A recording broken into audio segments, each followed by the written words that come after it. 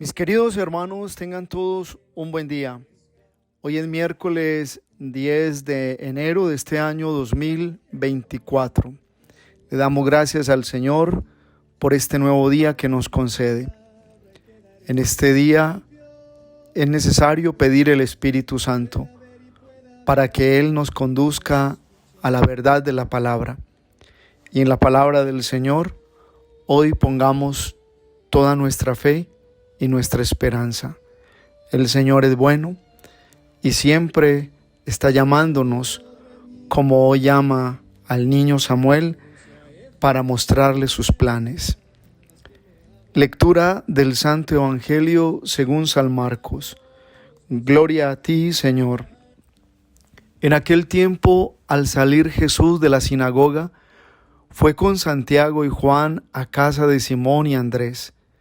La suegra de Simón estaba en cama con fiebre, y se lo dijeron. Jesús se acercó, la tomó de la mano y la levantó, y se le pasó la fiebre y se puso a servirles. Al anochecer, cuando se puso el sol, le llevaron todos los enfermos y poseídos. La población entera se agolpaba a la puerta. Curó a muchos enfermos de diversos males y expulsó muchos demonios. Y como los demonios lo conocían, no les permitía hablar. Se levantó de madrugada, se marchó al descampado y allí se puso a orar. Simón y sus compañeros fueron y al encontrarlo le dijeron: «Todo el mundo te busca».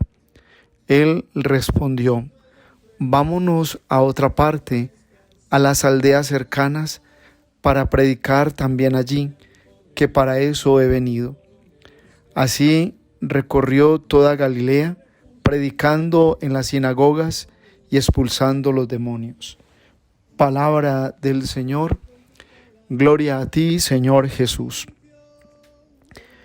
Desde el día de ayer hemos iniciado en nuestra Iglesia Católica el tiempo ordinario. Y en este tiempo ordinario, que no es tan ordinario, sino que está lleno de todo ese llamado de Dios para que seamos verdaderos discípulos de Él, se nos propone una palabra que nos va conduciendo por lo que es la misma historia de Israel, la historia de la monarquía. Hoy, por ejemplo, vemos como la madre de Samuel, Ana, después de haberlo dado a luz y haberlo criado unos años, unos meses, lo lleva al templo, porque esa fue la promesa que ella hizo al Señor. Si me das un hijo varón, yo lo consagraré a tu servicio, Señor. Una mujer que simplemente quería la victoria de Dios en su vida para vencer la esterilidad. No quería un hijo para adueñarse de él, quería un hijo para que fuera la esperanza y fuera también la bendición de su vida como madre, como mujer. Pues ella lo ha dejado en el templo y hoy el Señor empieza a hablar al corazón de este niño. La inocencia, la pureza que hay en su corazón atraen la presencia de Dios. Y el niño está en el templo, pero el sacerdote Elí ya es anciano, un hombre con una vida de muchas dificultades, una familia que se volvió una familia problema con la misma desobediencia de sus hijos, un sacerdote que ya iba apagándose su vida y que la palabra de Dios era escasa, sobre todo porque donde no había coherencia de la propia experiencia de la vida en la palabra de Dios, pues la palabra de Dios empezó a ser escasa. No débil, porque lo escaso quiere decir que cuando no hay ambientes favorables, pues se pierde la frecuencia en la profecía, se pierde frecuencia en esa presencia reveladora de Dios. No que Dios pierda frecuencia, sino que los escenarios humanos van perdiendo esa frecuencia o esa oportunidad de escuchar la misma verdad de la palabra que se revela.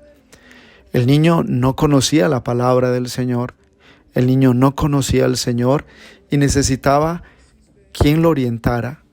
Sin embargo, Dios usa a este sacerdote en medio de una vida tan equivocada, incoherente, pero el Señor respalda ese sacerdocio del mismo Elí.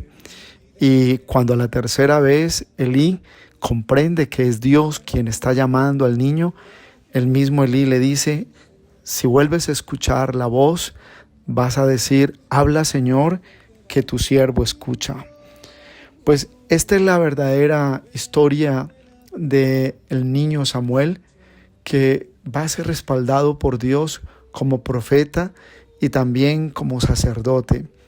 Las promesas del Señor no se dejarán de cumplir en la vida de Samuel. Y aunque llegará un momento en que también se equivocará con sus hijos y familia, Dios tiene una obra grande que hacer a través del mismo instrumento que va a ser Samuel, en medio de este tema de la monarquía, del primer rey de Israel, que es Saúl, y luego seguidamente el rey querido por Dios, que es David. Creo que tenemos mucho que aprender de esta primera lectura, y lo primero que tenemos que tener claro es: tenemos necesidad de que Dios traiga la novedad a nuestra vida a través de su palabra. No todo en nuestra vida está dicho, a pesar de los problemas, las dificultades, a pesar de que muchas cosas en el año que pasó no fueron tan favorables. La palabra de Dios siempre trae la novedad a nuestra vida. Por eso es tan importante cuando oramos a partir de la palabra, cuando el Espíritu nos va mostrando lo que no hemos visto en algún momento, lo que no hemos descubierto en el tema mismo de la sabiduría de Dios, porque hay veces estamos agitados en nuestras angustias y preocupaciones y nos falta el silencio del corazón, y nos falta también la necesidad de la intimidad con el Señor, como la vivió el niño Samuel, aún de noche, cuando todo estaba silenciado y Dios le habló para que él comprendiera lo que Dios tenía con él. Nunca en nuestra vida está a la deriva. Siempre hay un plan divino para cada persona. El descubrirlo es un tema de volvernos más espirituales, de ser personas más de Dios. Creo que vale la pena, y es entender el origen de un profeta, cómo Dios lo llama. Este niño responde a la voluntad de Dios. Y estas lecturas nos ayudan sobre todo a entender que el Señor va haciendo secuencia en la misma verdad de la salvación.